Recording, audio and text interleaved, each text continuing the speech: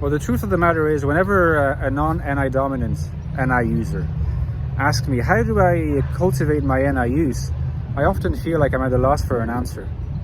And I think the reason why I feel at a loss for an answer is that I never really feel like I use NI. And that's a symptom of having a function as a dominant. Sometimes if you ask yourself, what is my dominant function? Kind of ask yourself which function feels like natural to you, and at the same time you never feel like you have to consciously make yourself use it. That's probably going to be your dominant, you know? So I always feel kind of at a loss. I think that people who can give the best advice to non-NI dominant users are probably like ENFJs, ENTJs, ISFPs and ISTPs who have mastered the use of NI. I would honestly feel quite useless at giving advice regarding that sometimes, you know, because like I said, I never feel more in tune with NI than when I feel like I'm not using it. And I repeat this because it's it sounds paradoxical, but it's very rich intuition, I think. I never feel like I'm more attuned to NI than when I feel like I'm not using it. Because I think for an NI dominant, wanting to make yourself feel like you're using NI is already to bring in an introverted judgment onto the experience. Yeah, right? And the introverted judgment would say something like, if we were to translate it into a proposition of our language, into a sentence of our language, it would say something like, it is the case that I am using NI right now as per X, Y, and Z. Usually with reference to linking concepts or experiencing archetypal themes, themes of unions, themes of holism, translocality, resemblance between notions, and so on and so forth. That's a TI view, just in the same way that for INTJs there's an FI view on it. NI and TI are always closely connected in the life of the INFJ, and INFI in the life of the INTJ. That's because both functions are leaning introverted, hence why we talk about them looping. You know, there can be pathological cases of looping, but there can be just those more episodic instances of looping where you might convince yourself that what you're observing is NI use, but in fact what you're really observing is a TI view on a background NI use. It's actually not that simple. It's not that easy to talk about how NI is being used without using TI. And FE if you want to articulate that to other people.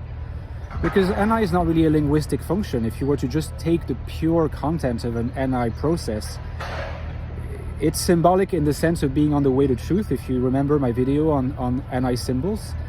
And being symbolic in the sense of symbol that says a stand-in for a truth that has not been expressed yet has a direct consequence, meaning that since it's a truth that has not been expressed yet, but it can't be expressed yet as a truth, and by that is meant be expressed in language and not by means of those NI symbols. But if you can't express it in language, you can't express it in a judgment of language, and if you can't express it in a judgment of language, you can't really express it by means of the introverted judging and extroverted judging functions. And that's the whole paradox. Whenever you get to the stage where you can speak your NI insights in intersubjective linguistic expression, in a sense, NI is already retreated to the background, leaving the kernel of truth that has emerged, that is now there, and can be manipulated by the functions of judgments. And what you are accessing, what you are judging, and what you are ultimately analyzing and then expressing is, at the base, yes, an emergent NI insight, but it's already been significantly remodeled by your functions of judgments without you ever realizing it. So honestly, I think that I'm starting to think that one of the best ways to be in tune with your NI is to forget about NI, to forget about trying to make NI speak. Because the more you try to make NI speak, particularly if the NI process is in process, well, the more you're likely to interrupt it with the jagged outline and the jagged features of a judgment that NI is not welcoming at that particular point in time. Let it flow. Let it reach its natural conclusion by itself. Let it take care of itself, like, you know, I'm always saying these days. It's a surrender. It's a surrender to the voice that is inside you and in many ways speaks through you. And no attempt to make that voice speak before it's ready to speak is bound to be successful. It will usually be the opposite. It will be counterproductive and frustrating and cause anxiety, because if you work deliberately against your dominant function, well, that's kind of equivalent to the Freudian damming up of libido, life energy. And that causes anxiety always. So keep this in mind. Give me a like if you enjoyed this little reflection, guys. And don't forget that I have written 2 books on the INFJ, the Ecstatic Soul and the Infinite Soul. The Ecstatic Soul being more focused on the INFJ mind, INFJ consciousness, what it's like to be an INFJ, what's it like to think like an INFJ. It's the deepest work on that topic. The link is below, as well as its sequel, The Infinite Soul, which is more about INFJ life in the world.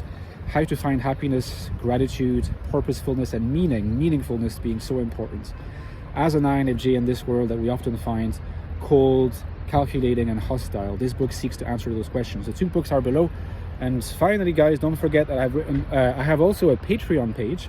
You can donate to me. I could not do it without you. I very much depend on your kind support to keep the channel going with all these videos every day.